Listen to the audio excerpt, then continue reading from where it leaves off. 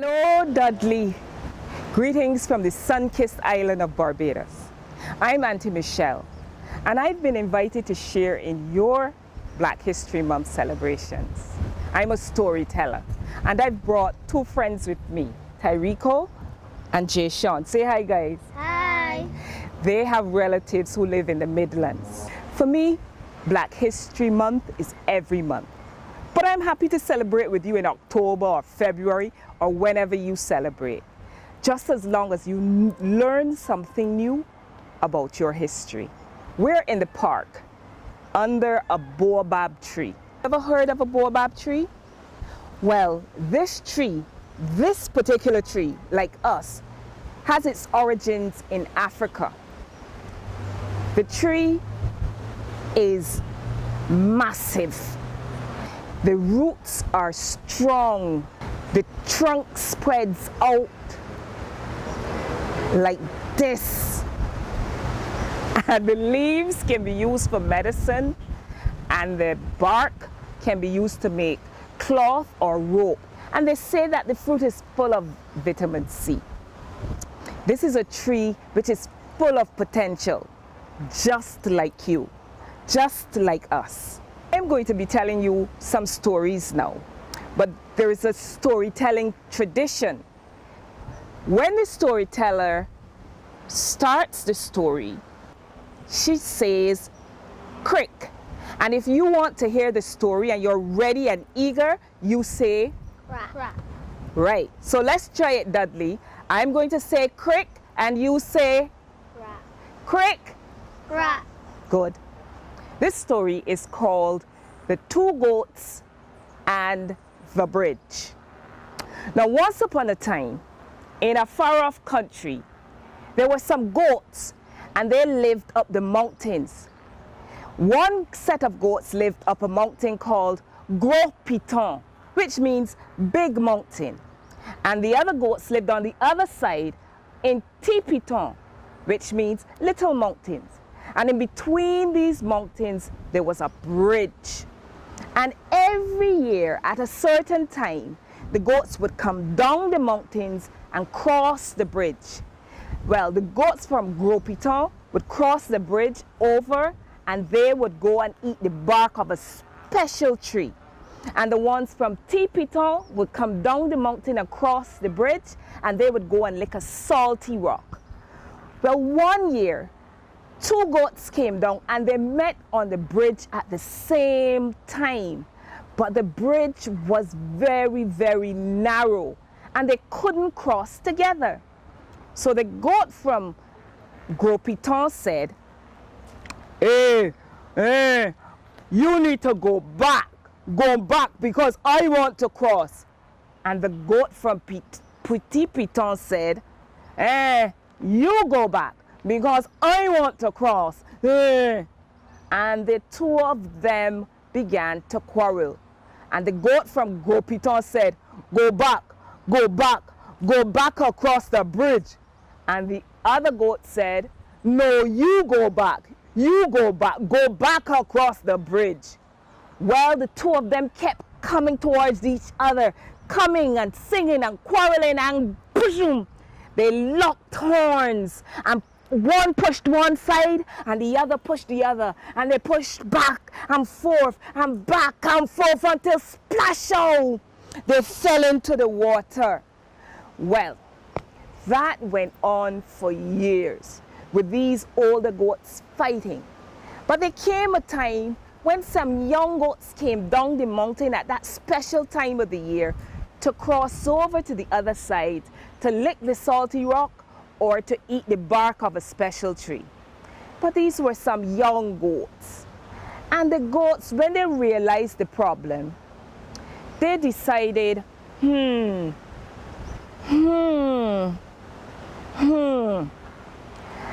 one goat whispered into the ear of the other goat, meh, meh, meh. And the other goat said, meh, meh. And this is what they did. So the two goats backed each other, stood on their hind legs, and raised their front legs and danced across. Bekele, bekele, bekele zaiwa. Bekele, bekele, bekele zaiwa. Bekele, bekele, bekele zaiwa. And they were able to reach the other side. And the goat from Tipiton went over and he licked the salty rock.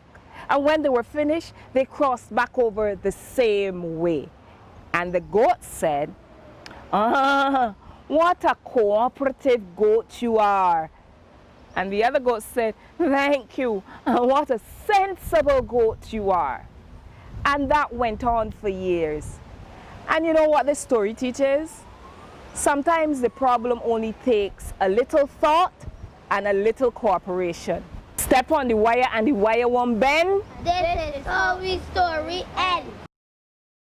This story is called A Bundle of Sticks.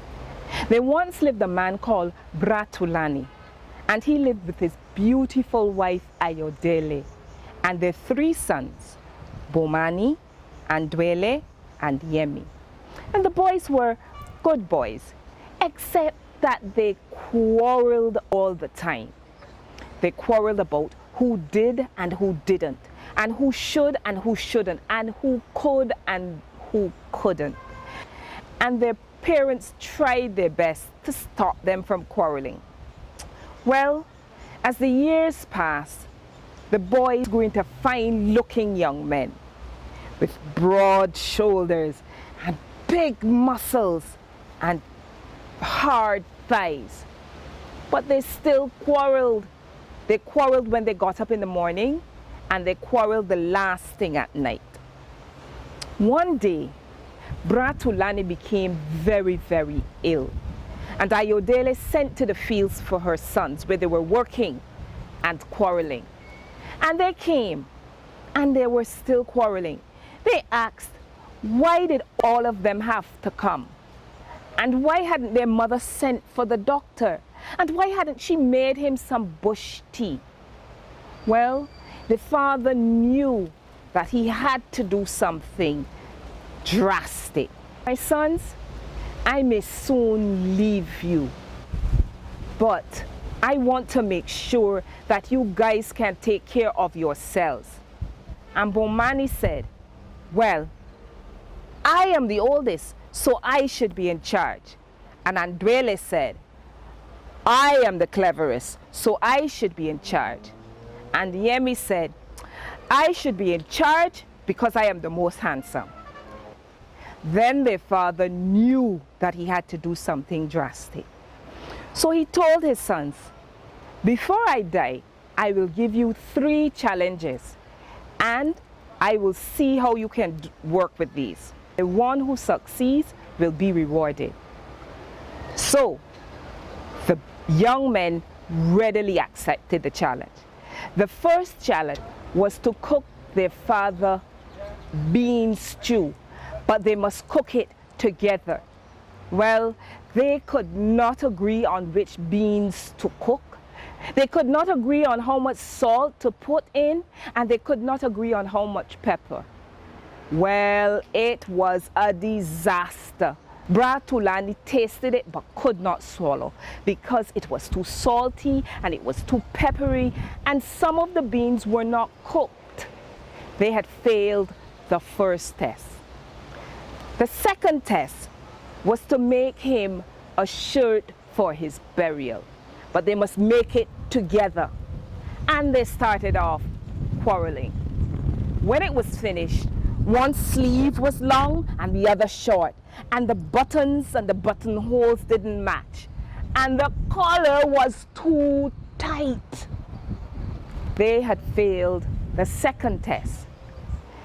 The last test was the hardest.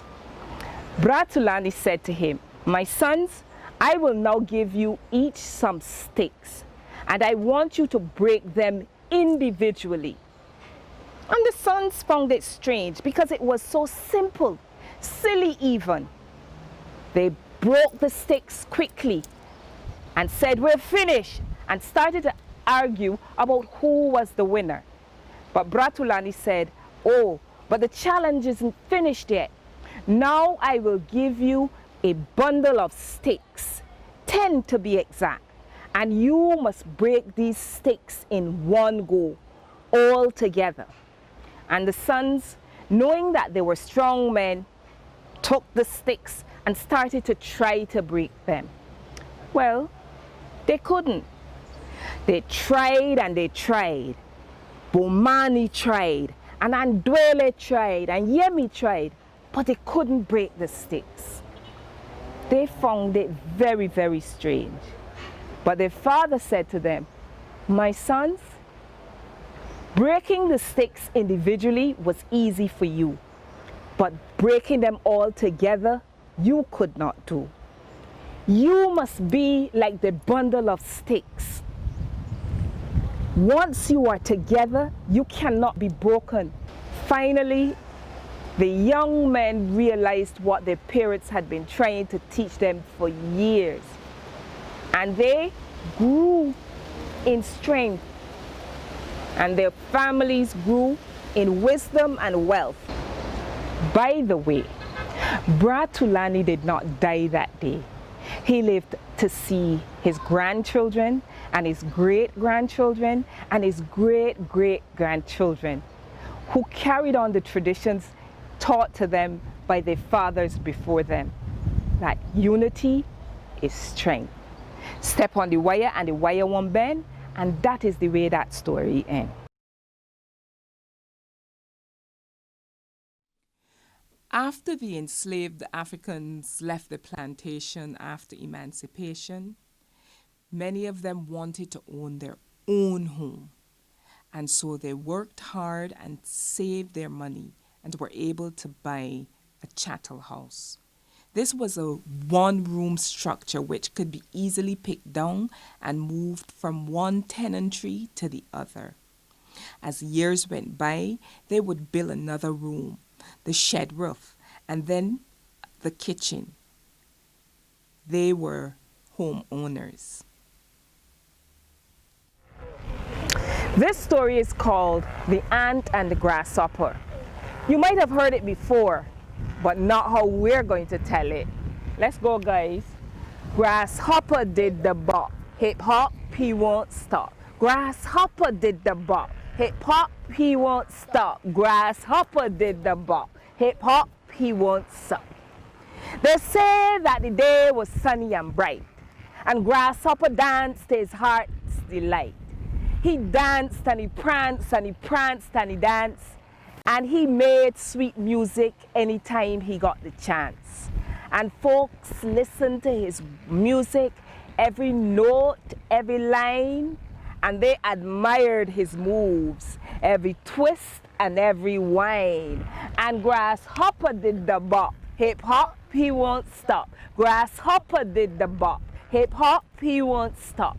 Grasshopper did the bop, hip hop, he won't stop. Grasshopper did the bop, hip hop, he won't stop. Eventually he noticed a hard-working ant, and he said, "Come join me, my sister." But the ant said, "I can't, I can't." And he continued, "Well, come sing with me, my sister." And the ant said, "I tell you, I can't." Grasshopper continued with his chant, "Come dance with me, my sister." And the ant said, "You don't hear well? I tell you, I can't. Look, a hurricane coming. You know they come every year, and this place could get mashed up. So I won't have any food, and that is my greatest fear. And we have to prepare for the long nights ahead, so I'll be safe and warm and no doubt well fed." But you think he listened? No, sir.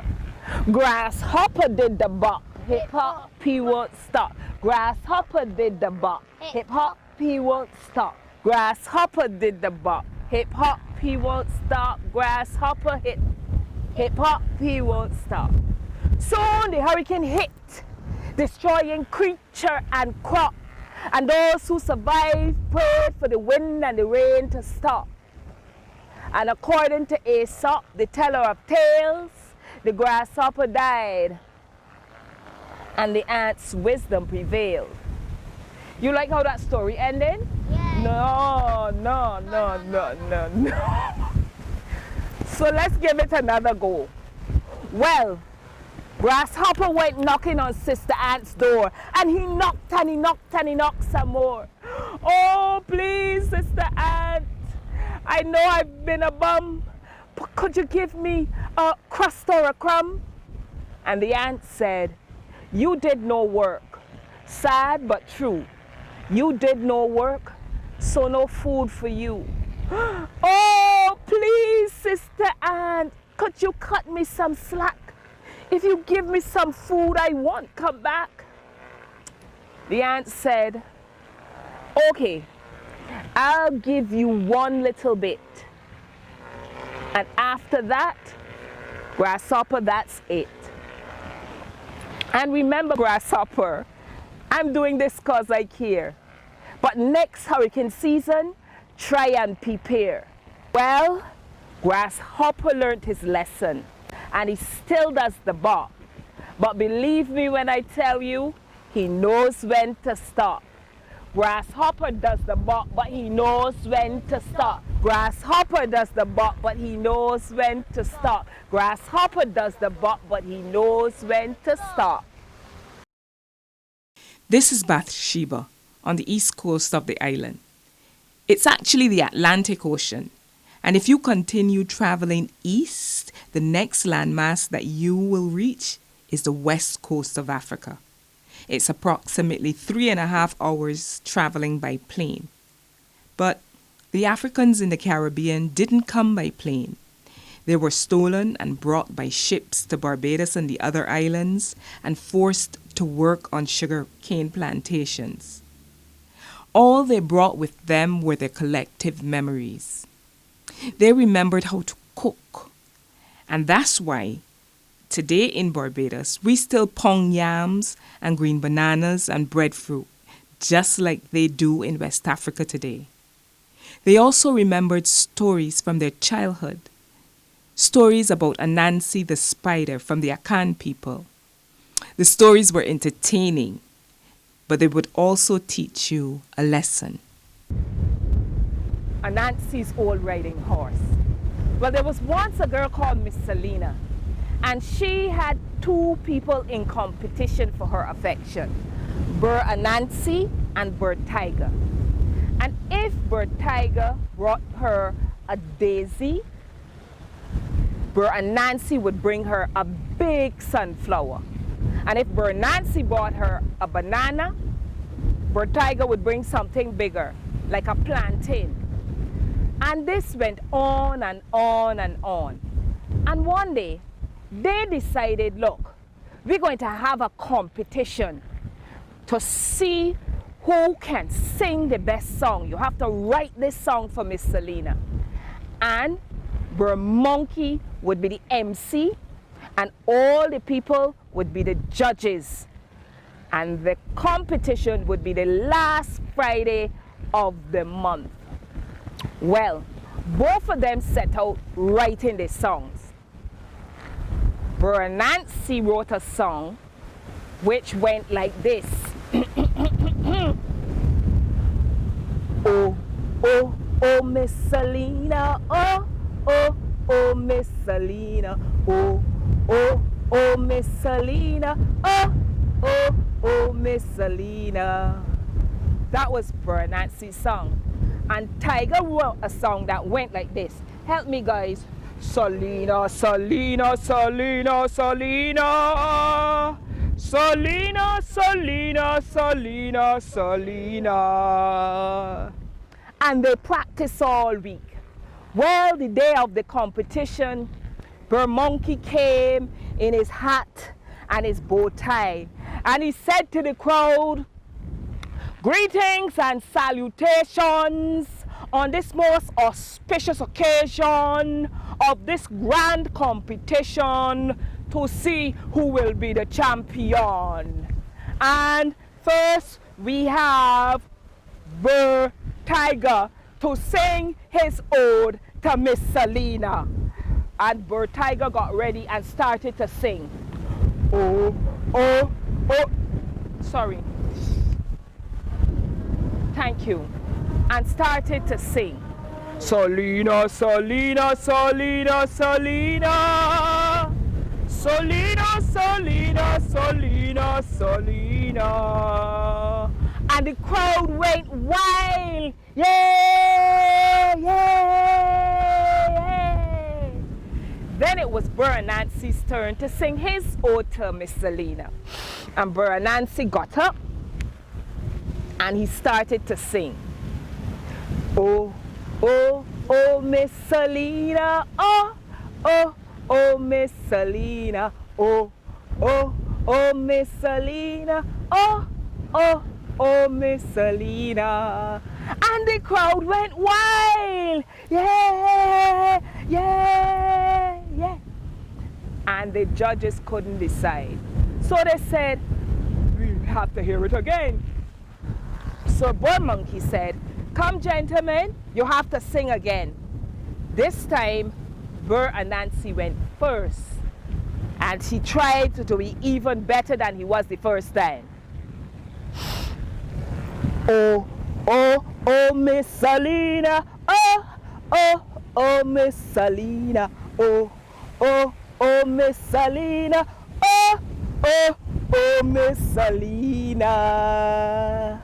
And the crowd went wild again. Yay! Then it was the turn of Bird Tiger. And he tried to be better than the first time. Selena, Selena, Selena, Selena. Selena, Selena, Selena, Selena. And the crowd went wild. Yay! Then it was time for the judges to make their decision. And they went, wuzzy, wuzzy, wuzzy, wuzzy, wuzzy, wuzzy, wuzzy, wuzzy, wuzzy. And they gave the results to Bird Monkey, who came back and said, and the winner is Bird Tiger. And the crowd went wild. Yeah, yeah. Everybody except Burr and Nancy. He was vexed, vexed, vexed, vexed, vexed. And he said, I will deal with him. Well, the next day, Burr and Nancy came down by Miss Selena's house and brought her some flowers. And Miss Selena said, I can't take any flowers from you because I'm an engaged lady, and held out her hand, and there was a ring on her finger. And Burr and Nancy said, engaged? Who you engaged to? And she said, Bird Tiger, of course, we're getting married. And Anansi said, wait, you mean to tell me that you want to marry my father's old riding horse? And Miss Selena said, what do you mean? And Nancy said, yes, he was my father's old riding horse. Ask him next time you see him. Well, that evening, when Bird Tiger came to visit Miss Selena, feeling all proud, Miss Selena was vexed. And she said to him, the wedding is off. I can't marry anybody's father's old riding horse. And Bird Tiger said, what do you mean? Miss Selena said, Burr and Nancy told me that you were his father's old riding horse. And Bird Tiger got angry. He got very, very angry. He said, look, I am going and bring Burr and Nancy and make him tell you the truth. So Tiger dashed through the woods to where Nancy's house was. And he went and he knocked on Anansi's door. Boom, boom, boom. Anansi, come out here. Come out here right now. You're going with me and you're going to tell Miss Selena the truth. And Burr and Nancy said from inside, I don't know what you mean, bird tiger. I don't understand. Bird Tiger said, you told Miss Selena that I was your father's old riding horse, and you know that is a lie. So you are going to come with me and tell her the truth. Well, Bird Anansi said, I would like to, but I'm very, very, very sick. I'm not well. Bird Tiger said, I'll carry you. So come. Well, Anansi came outside, limping, looking very, very sick. And he got onto Tiger's back. And as he got onto Tiger's back, he said, ouch, ouch, ouch. And Tiger said, what wrong? And Anansi said, your hair is sticking me. Tiger said, well, get something and put on my back. And he did. He got a cloth and put it onto Tiger's back.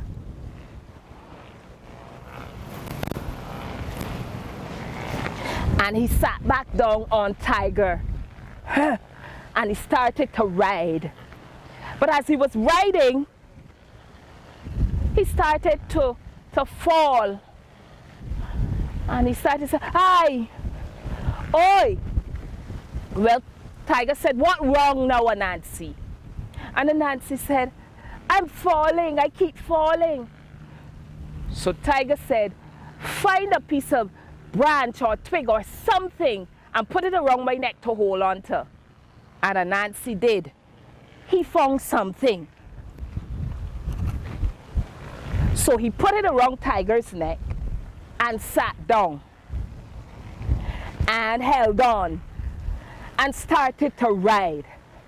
But as they were riding, he started to say, shoo, shoo, shoo. And Tiger said, what wrong now, Anansi? And Anansi said, flies, lots of flies. Tiger said, look, get a piece of branch and chase the flies. So Anansi found a piece of branch. And he started to chase the flies as they rode through the jungle to Miss Selena's house. Hey! When they got close, Anansi gripped Tiger even tight. And Anansi started shouting, see, Miss Selena, see, look out and see. Tiger was my father's old riding horse, and now he is mine. Giddy up, giddy up, giddy up, giddy up. Well, Tiger was so ashamed, he threw Anansi off his back and ran off into the forest. And that's where the tigers live today. As for Miss Selena, she didn't marry Bird Tiger or Bird Anansi. She went to another village and married Mr. Turkey. I have a responsibility to teach the youth all about we. To let them know black people history start long before they enslaved we. Tell them how we was great kings and ting, masters of much high learning. That's why every day I strive to keep my black shining. So, nobody ain't holding me back. Nobody ain't veering me off track. Nobody ain't stopping my black from shining. Nobody ain't holding me back. Nobody ain't veering me off track. Nobody ain't stopping my black from shining. Look how they use the word black today in such a vile and derogatory way. Words like blackmail and blackguard and even Black Friday. Let's put black back where it belong. Show it as something good and strong, not something evil and wrong. Children, listen to my song. Nobody holding me back. Nobody in veering me off track. Nobody in stopping my black from shining. Nobody a holding me back. Nobody a veering me off track. Nobody in stopping my black from shining. Nobody a holding me back. Nobody in veering me off track. Nobody in stopping my black from shining. Nobody a holding me back. Nobody in veering me off track. Nobody is stopping my black from shining.